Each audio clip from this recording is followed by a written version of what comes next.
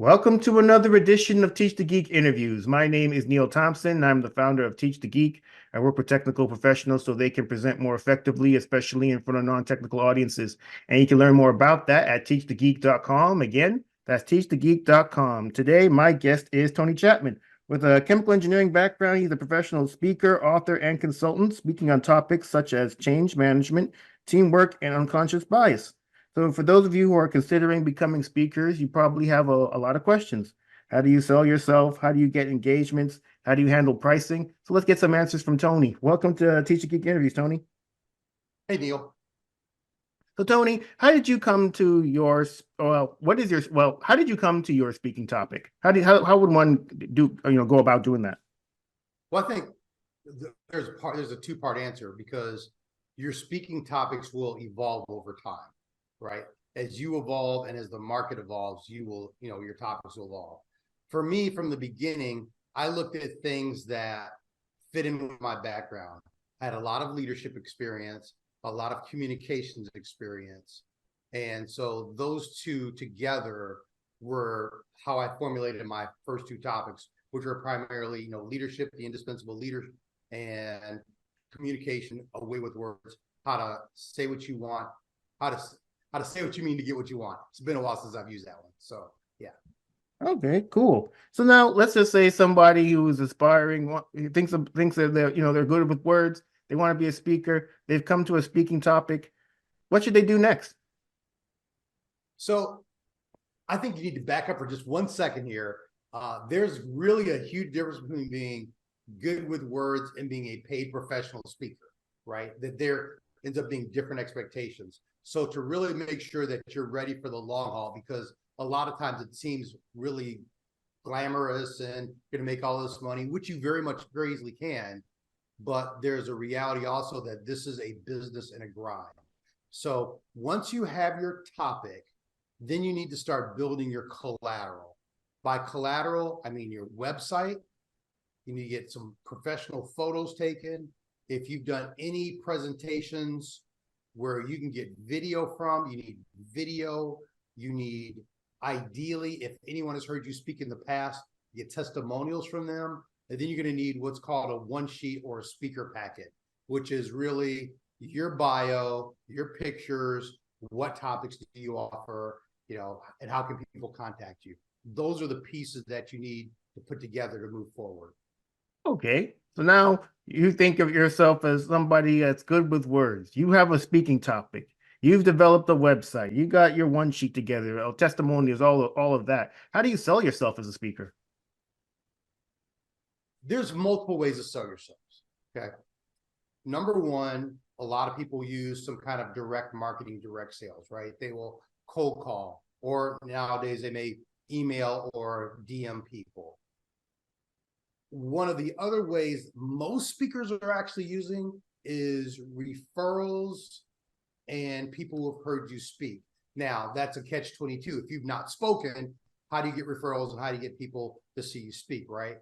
And so what I suggest to a lot of people is get out there and speak, even if it's for cheap or for free at the beginning. Number one, you need reps so that you're really solidifying your message and tweaking things and making sure you can connect with multiple audiences, and so that more people can see you and hear you.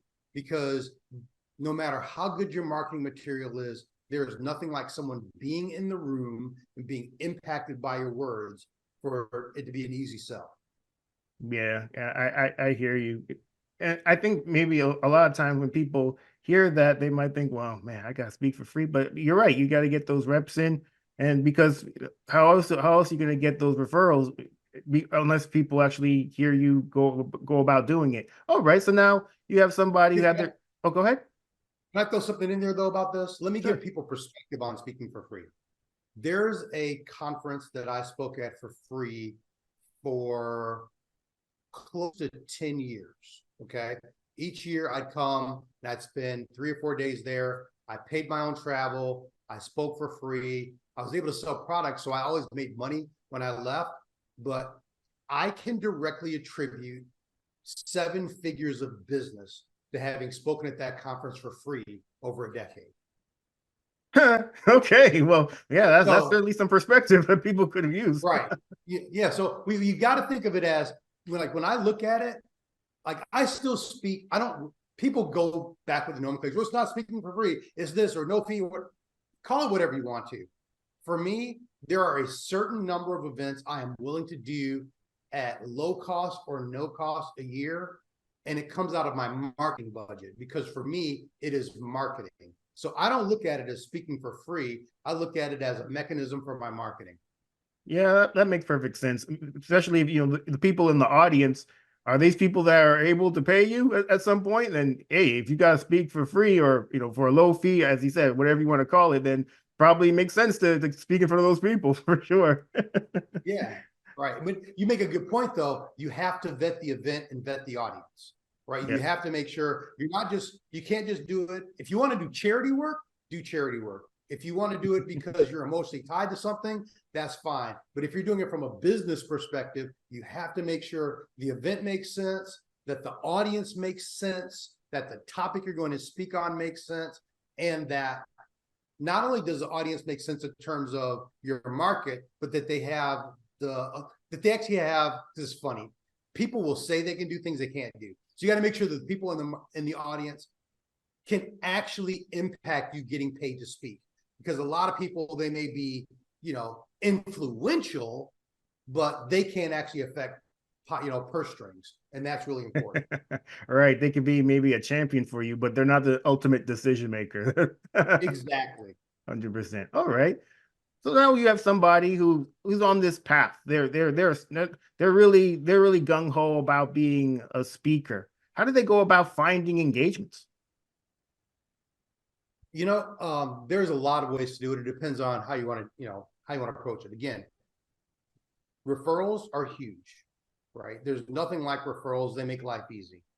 You can get on the internet and you can use a search engine for, call for speakers, call for proposals at conferences, right? That's one way. And some of those are actually paying things. Eventually, you may be able to connect with some speakers bureaus or some speakers agents.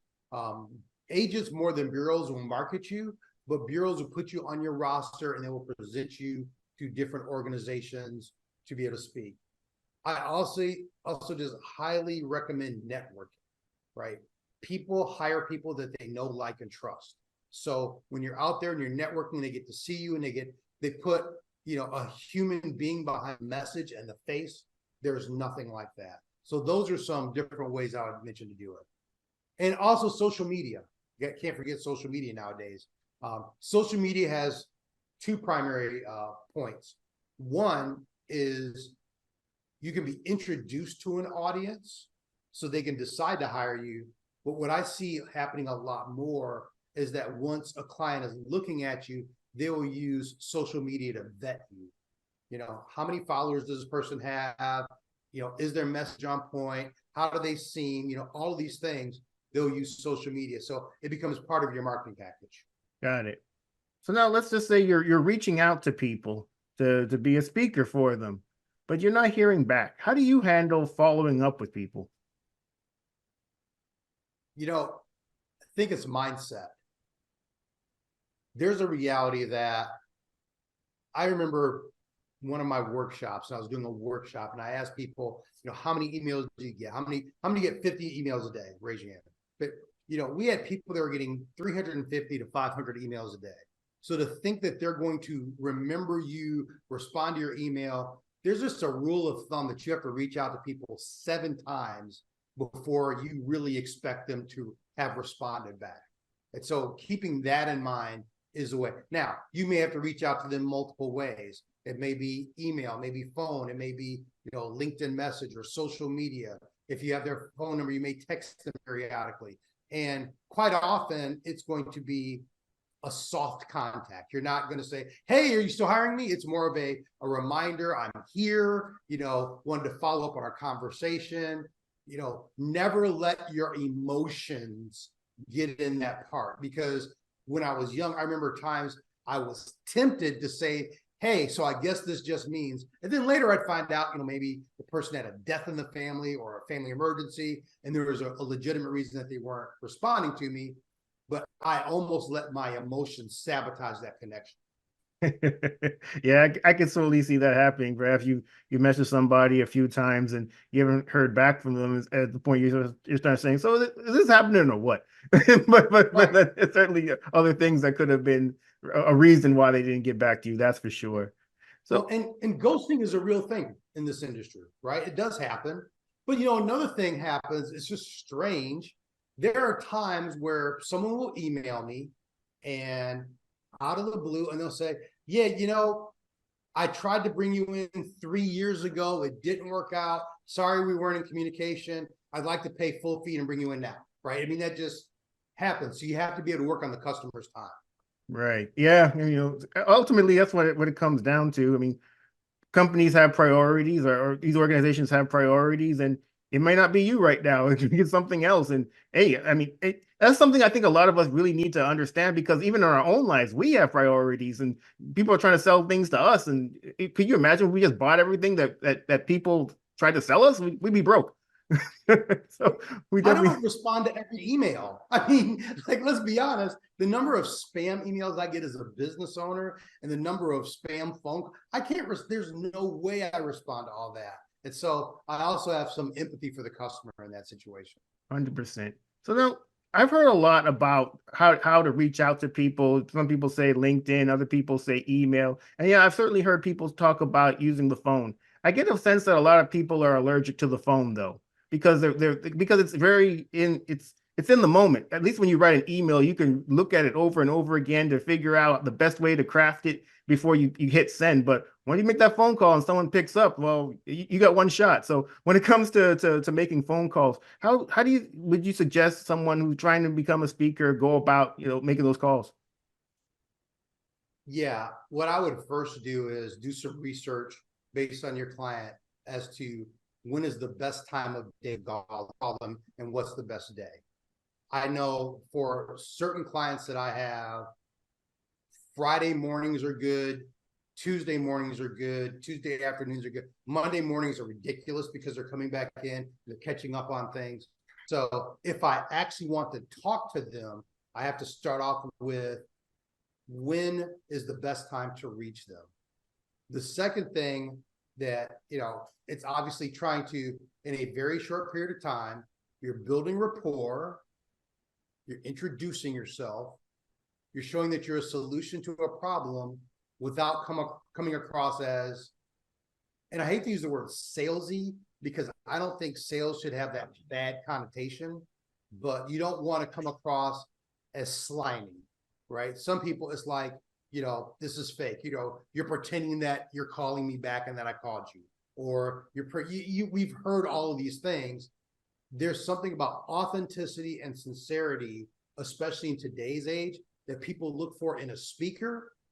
And the minute they contact you or are in contact with you, the interview process begins. So if you are on the phone, different than you are when you meet them, or different than you are when you're on the stage, or different than all these other things, that inconsistency, or that inconsistency, we'll go with that, is going to work against you.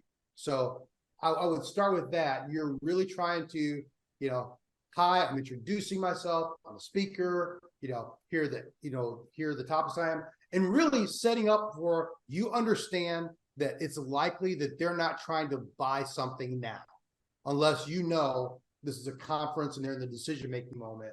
But I'd like you to stay in touch and for you to be able to keep me in mind for future events when you have this need. I think that is the way to go about it. Yeah, I agree with you.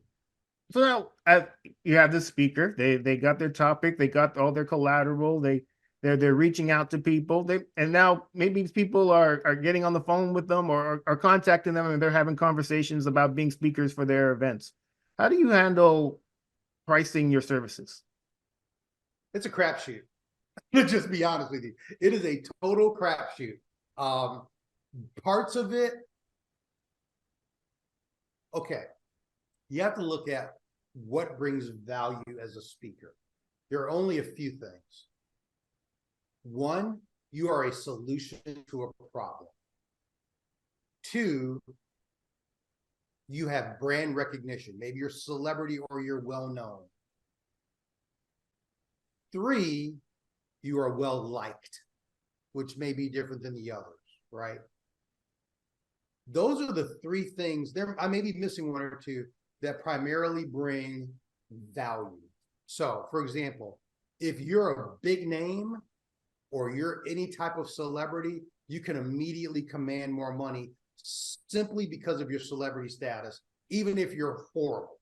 It just is what it is, okay? If you are bringing a solution to a hot topic, let's say right now you speak on AI or the future of business or neurodiversity, you start thinking of all the hot topics that are out now, in about a month or 2, it's going to be politics. Those are going to be able to command a lot more money. And then you're well-liked. Well-liked is very subjective, as some of the other ones are as well. But well-liked means they like your speaking style, they like your personality, they like the way that you connect with them, they like your stage presence, all of those. And it's interesting. So now, if you want to say practically, how do you do it? I just gave you a lot of, theoretical stuff. If I'm a new speaker, if I am not a celebrity, I am probably trying to get between $2,500 and $5,000 per speaking engagement, most likely. Okay. Also, under the celebrity category, you want to put authors, right? If you're an author of a bestseller, that jumps your fee. But initially, if you're getting $2,500 to $5,000 per speaking engagement at the beginning, as you're building up, that's good money. And if you just think about it logically, if you make $3,000 4 times a month, that's $12,000, $144,000 a year, right? So people go, well, that's not much money. But when you look at it over the course of a year, it's actually pretty good money. So that's kind of a good starting point for most people. But, it's a weird time. There was a day and age where you had to really work your way up the ranks. And that's not necessarily the case now. I know people who have been speaking for 3 or 4 years, and they're 20,000 plus per speech. So, there are things that play into that, but that's the reality. That wasn't the case 10 years ago. That would just not happen. Oh, wow. So you're saying 10 years ago, if you only had 3 or 4 years experience, there's no way you were going to get 20K a speech. Yeah. 10 years ago, if you had 3 or 4 years of experience, if you were pushing 5,000 to 7,500 a speech, you were doing very, very well. Got it.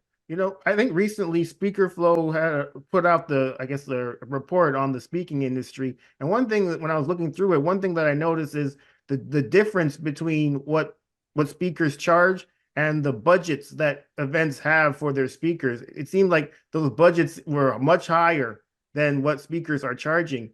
Is that something that, well, firstly, is that something you've seen? And why do you think that difference would be? That, and I have not read this year's report. It's funny because last year's report was the opposite, where speakers were charging more than the budget of the event. There's often a major disconnect between what speakers believe their value is and what their clients are willing to spend. I think that's just reality. And unfortunately, there's no good way of having that communication. Many events intentionally try to kind of work behind a curtain or in a black box to not give out that kind of information because they think that it's better leverage for their negotiation. In the end, it ends up hurting them, I believe. I think when you have a lack of transparency, at some point, that's going to just be a problem. But I think that's where a lot of the difference is. And I also think some of the differences, we're going to be honest, what speakers say they charge and what speakers are willing to take are often 2 different if we're going to be honest, okay? And so I've heard speakers say, I charge this and I did this many events, and so I made this per year, and the math wasn't mathing. I was like, wait. If you did that many events and you charge this, then you should have made 3.5x of what you just told me, right? So I think that there is this reality that many meeting planners have, that just because you say you're 10,000, 5,000, 15,000, 20,000 doesn't mean that that's what I have to pay. And everyone's looking for a deal, so it makes sense. Yeah, you got to watch. I guess you got to watch what you say to these STEM majors, right? They're gonna Yeah, do yeah, the right, they're gonna right, do the right. math. Yep, yep. That's hilarious. Okay, so now Tony, there's a lot of programs out there that will help speakers, aspiring speakers, become actual speakers. What do you think about these types of programs, and what should people that want to be speakers, what should they expect from such programs? Listen, it's a mixed bag. It's, I'm trying to say this with the most respect, but it's a mixed bag out there. Okay, there are people that I am very close to who have very good speaker boot camps, trainings, etc. Some at low dollars and some at high dollars. There's also some people that I know who have speaking programs, and I'm like, but you couldn't get booked to speak yourself. How are you going to pay? I mean, if we're going to be honest, I see what I see. If I were starting out right now, and I came into the business with a certain amount of, I had a lot of reps. Okay, I just did. I had a lot of speaking experience, so I'm a little bit of an anomaly in that area. If I were coming in, I would first join Toastmasters. Okay, because Toastmasters are going to help you get reps. It's going to help you get some evaluations. I would not take any of it as gospel, but it's a good starting point. I would then join the National Speakers Association. That is where professional speakers meet. And I would connect with professional speakers. I would learn from them. I would maybe get some mentors. I would not spend a bunch of money, on this stuff, because NSA also has like a really good, digital vault. You can learn a lot from those two as a starting point. I would wait until I'm at least partway down the process before I started paying big money to go to a lot of retreats or things of that nature, or to have, speaking programs. Once I felt good, because what a lot of speaking programs don't do is help you with your craft. And so they help you with the business side, which is really good. But if you're not a good speaker, it's going to be a rough road. So you got to work on that craft. Being a good speaker in and of itself is not going to get you paid, but it's a necessity somewhere in there. So I would really look at those. And then I would personally look at speaking coaches and speaking programs led by people who are speaking. Because you have some from people who used to speak a long time ago, or, I was a speaking coach or a marketer or whatever for this person, but if you're not in the game, you don't know the game. Speaking is a different animal. And so you need someone who is in there. That would be my advice. Okay, yeah, that's certainly true. I mean, when you mentioned the part about people running programs who don't speak themselves, but you're supposed to help me become that speaker, it's like, yeah, I'm not sure about that. I'm gonna keep that money to myself. Just like all this other stuff, right? You have all these programs about how to build wealth. People are building wealth by teaching you how to build wealth, not by actually building wealth. So at some point, it's like, oh, I get it. It's a huge pyramid scheme, right? It's so you have to, unfortunately, that has seeped into so much of our society. And so you just want to be cautious. There are a lot of really good speaking coaches, speaking programs, and that's why I'm being very, very cautious. But if you don't do your due diligence, you can get the flim flam. Yeah, 100%. So to people who are all in on being a speaker, Tony, and they start to get some gigs and they're getting paid for these engagements, what should they have in place before they leave their corporate job to become speakers full time? Oh, you're gonna have to have some. So you have to figure out what model you're going to follow. Are you going to be primarily just a keynote speaker? Are you going to be primarily a trainer? Are you going to be primarily a coach? I mean, because all of these fall within the speaking realm. You're going to be primarily an MC, or you're going to have multiple streams of income. So I'm a keynote speaker and a trainer and a consultant, right? That's kind of how my business is set up. If you're going to leave your job, you probably want to have a good 6 months of capital sitting around, okay? And I'll explain why in a moment.